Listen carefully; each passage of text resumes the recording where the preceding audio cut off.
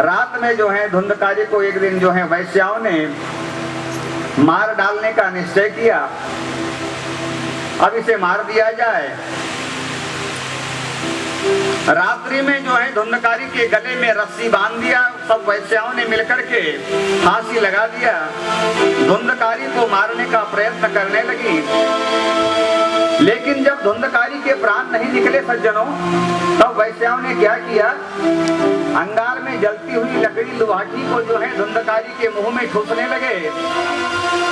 इससे धुंधकारी के प्राण निकल गए।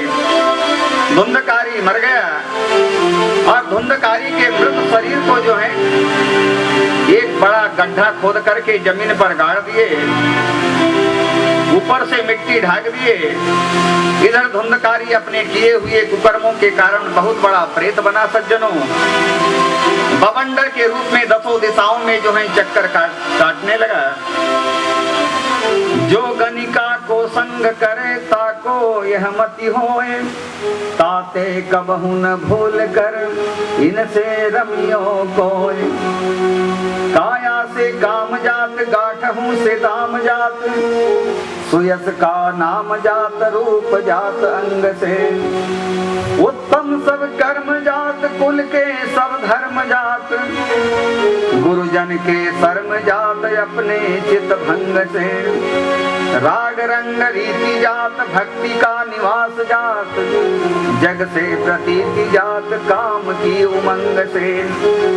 सुरपुर का वास जात ईश्वर से प्रीति जात, पुण्य का प्रकाश जात वैश्या के प्रसंग से। धुंधकारी इस प्रकार का जो है निष्ठुर हो गया और जो है मरने के बाद बहुत बड़ा प्रेत बना। कुछ दिनों के बाद में गौकर्ण धुंधकारी का मरने का समाचार सुन करके गौकर्ण महाराज को पता चला कि धुंधकारी मारा गया। कोई समाचार को सुन करके गौकर्ण महाराज जो है गया में जाकर के धुंधकारी के मुक्ति के लिए श्राद्ध किए। भ्रमण करते हुए नगर में आए। रात्रि के समय में आंगन में सोए तो अपने भ्राता गौकर्ण को सोते देख करके प्रेत रूपी है धुंधकारी आधी रात को वहां पर आया। क्षण क्षण में रूपांतर करने लगा सज्जनों। इस प्रकार उलट फेर देख करके धैर्यशाली गौकर्ण ने सोचा कि अवश्य यह कोई दुर्दशा में पड़ा हुआ जीव है। यह निश्चय करके गौकर्ण महाराज बोले,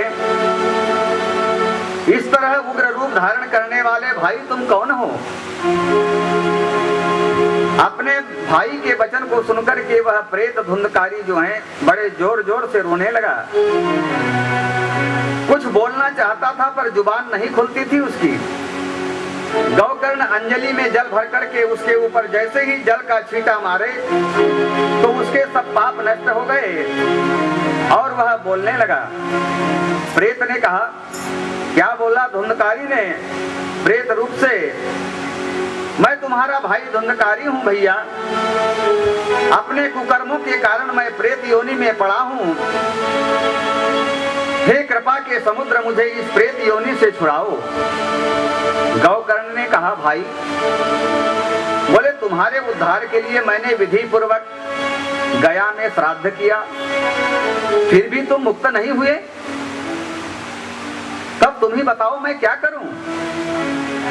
प्रेत ने उत्तर दिया, अरे बोले आप सैकड़ों गया श्राद्ध कर दो, कोई कुछ नहीं होने वाला है, मुझे मुक्ति नहीं मिलेगी।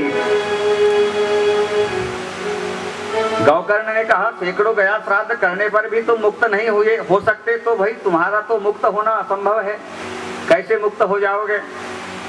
इस समय तुम निर्भय होकर के अपने स्थान में बैठो।